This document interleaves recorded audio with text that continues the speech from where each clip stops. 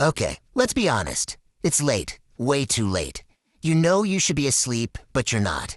And it's more than that, isn't it? You're actually actively fighting it. We've all been there. But what if I told you this isn't just some bad habit? Maybe you're scrolling on your phone, or you're deep into another episode of something, or maybe you're just staring at the ceiling. You glance at the clock, and yep, it's ridiculously late, and every minute that ticks by is just another nail in the coffin for tomorrow morning, which you already know is going to be rough. And you can feel it, right? Your eyes are burning, there's that heavy, dragging feeling in your body, your muscles are practically begging you to lie down. I mean, let's be real, you are completely and utterly spent. Physically, you're done. But you're pushing back, you're fighting against the one thing your body is screaming for. So what's going on here? We love to blame our phones or say we just have bad discipline, but the real reason is something, well, it's something a lot deeper and way more defiant. See, what if this isn't about insomnia at all? What if it has nothing to do with that screen in your hand? What if this refusal to go to sleep is actually a rebellion? A desperate, psychological act of defiance, a secret rebellion that you might not even realize you're staging.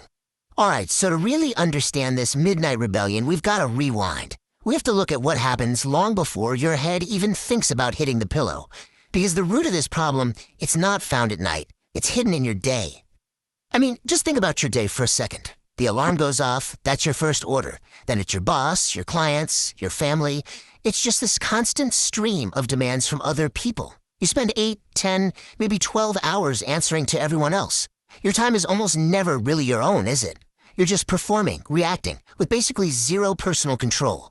And that right there creates this huge conflict. Your daytime is all about endless demands. It's loud, it's chaotic, it's constant performance, and it belongs to everyone else. But then, nighttime comes, and it's just silent. The emails stop, the phone stops ringing, the world finally stops asking things of you. And in that quiet, for the first time all day, you get a taste of freedom. It feels like a sanctuary.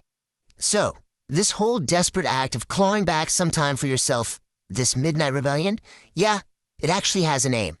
Believe it or not, psychologists have actually studied this, and they've given this feeling a really specific and honestly a pretty powerful name that just gets right to the heart of what's happening. And there it is, revenge bedtime procrastination. It's a phenomenon where people who have basically no control over their daytime lives refuse to sleep early, all to get back some sense of freedom at night. So you're not putting off sleep because you're lazy. You're staying up to get revenge on a day that stole all your time. You're taking back the hours that you feel were taken from you. And this quote just says it all, doesn't it? I would rather be exhausted tomorrow than give up the only 2 hours of freedom I have today. That's the trade-off. That's the calculation your brain is making, whether you realize it or not. You're basically deciding that these few hours of me time, right now, are worth the exhaustion you know you're going to feel tomorrow. But we all know how this story ends, right? This nighttime freedom, it's not free. It comes with a pretty terrible price tag. You're paying for this little bit of autonomy. It was something really, really valuable. And that payment comes due the next morning.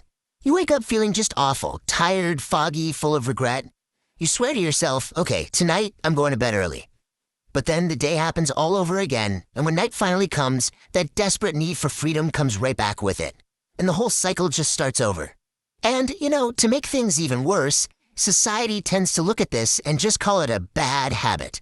People might say, you lack discipline, which of course just piles guilt and a feeling of failure right on top of the exhaustion you're already drowning in. But here's the most important thing I want you to take away. You have to reframe this. This isn't about you being undisciplined. You're not failing. You're starved. You are psychologically starved for yourself. You're sacrificing your health because it feels like the only way to buy back a tiny piece of your own life. Okay, so if that's the problem, how in the world do you break this cycle? Well, the answer isn't what you think. It's not about sleep hygiene apps or locking your phone in another room. The solution isn't a nighttime solution at all. This is absolutely the key. You cannot fix a daytime problem with a nighttime solution. The battle for your sleep isn't won at 2 in the morning. It has to be fought while the sun is still up. You've got to go after the root cause, that feeling of having no control during the day.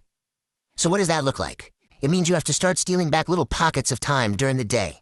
Think of them as tiny, manageable acts of rebellion. For example, actually take your full lunch break and do it away from your desk. Say no to one meeting this week that you really don't need to be in. Or just ignore a non-urgent text message for an hour. These small acts start to prove to your brain that freedom can exist before midnight. So I want you to think about this. What small piece of your day will you steal back tomorrow? Because when you start reclaiming these little moments, you start to relieve that psychological pressure that builds up all day long. You're teaching yourself that you don't have to wait until everyone else is asleep to feel in control. And when night comes, you won't feel so desperate for freedom because you'll have already tasted it. And maybe then you can finally just rest.